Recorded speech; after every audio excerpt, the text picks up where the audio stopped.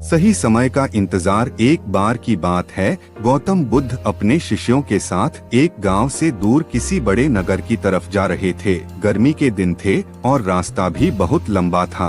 गौतम बुद्ध अपने शिष्यों सहित बहुत देर से चल रहे थे, जिस वजह से उन्हें बहुत प्यास लगती है। वहाँ से कुछ ही दूरी पर बरगद के वृक्ष की एक घनी छाव थी। सभी लोग उस वृक्ष के पास पहुँच जाते हैं। महात्मा बुद्ध अपने शिष्यों सहित वृक्ष की घनी छाया के नीचे विश्राम करने लगते हैं। बहुत देर से चलने की वजह से सभी का गला प्यास से सूख रहा था। यह बात बुद्ध जानते थे। बुद्ध ने अपने एक शिष्य को कहा, आप इस बरगद की छाया से 20 कदम दूर जाकर बरगद की 2 बार परिक्रमा करके वापस आओ। शिष्य वैसा ही करता है जैसा बुद्ध ने बताया। परिक्रमा के बाद जब शिष्य महात्मा बुद्ध के पास आया तो बुद्ध बोले कि क्या आपको किसी ठंडी हवा का अनुभव हुआ था? शिष्य बोला, हाँ महात्मा बुद्ध, उस उत्तर दिशा की तरफ से मुझे कुछ ठंडी हवा की अनुभव हुआ था। शिष्य की यह बात सुन महात्मा बुद्ध शिष्य से तुरंत बोले कि उसी दिशा में चले जाओ, जरूर वहाँ से कुछ ही दूर पर एक तालाब अवश्य मिलेगा। उस तालाब से सबके लिए पानी ले आओ। शिष्य उसी दिशा में जब कुछ दूर जाता है तो वहाँ सच में एक तालाब होता है। तालाब देख शिष्य बहुत प्रसन्न होता है और तालाब के निकट जाकर जैसे ही तालाब से पानी भरने वाला होता है, तभी शिष्य की नजर वहां दूर तालाब में कपड़े धो रही कुछ स्त्रियों पर जाती है।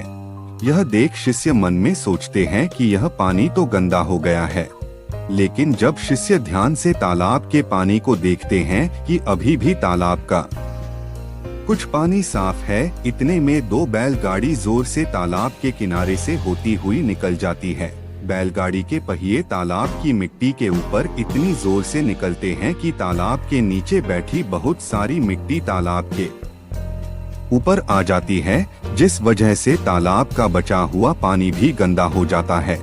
यह देख शिष्य बिना पानी लिए क्रोध में महात्मा बुद्ध के पास वापस चला जाता है।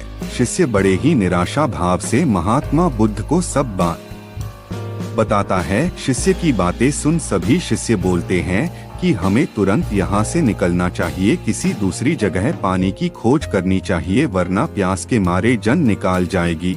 इधर महात्मा बुद्ध सभी को शांत होने के लिए कहते हैं और बोलते हैं कि धीरज रखो, कुछ देर यही बैठो, उचित समय आने तक संयम बनाए रखो।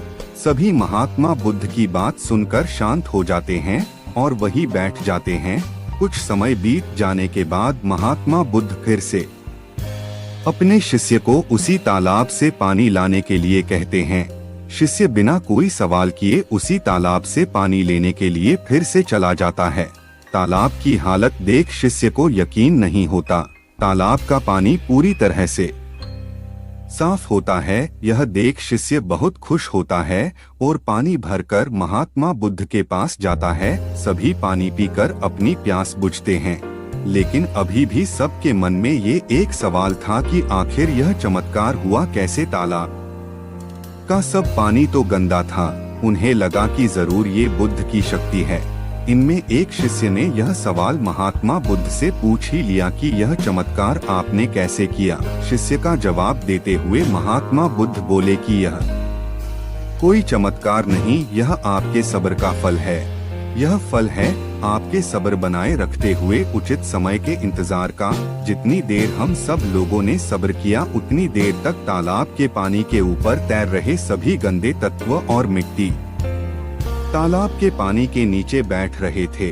फिर कुछ देर बाद शिष्य जब वहां तालाब के पास पहुंचा, तब तक सब दूषित कण नीचे बैठ चुके थे, जिस वजह से तालाब का पानी पहले की तरह साफ हो चुका था तथा तालाब साफ दिखाई दे रहा था। यदि उस समय आप लोगों ने सब्र न किया होता, धैर्य न रखा होता, तो आप सब इतनी गर्मी में पानी की खोज में प्यासे रहकर शायद अब तक मृत्यु को प्राप्त हो गए होते, क्योंकि यहाँ से अगला कोई तालाब है या नहीं, और होगा भी तो क्या उसका पानी साफ होगा या नहीं। इन सब कारणों से आप कभी प्यास न बुझा पाते और प्यास से मर जाते।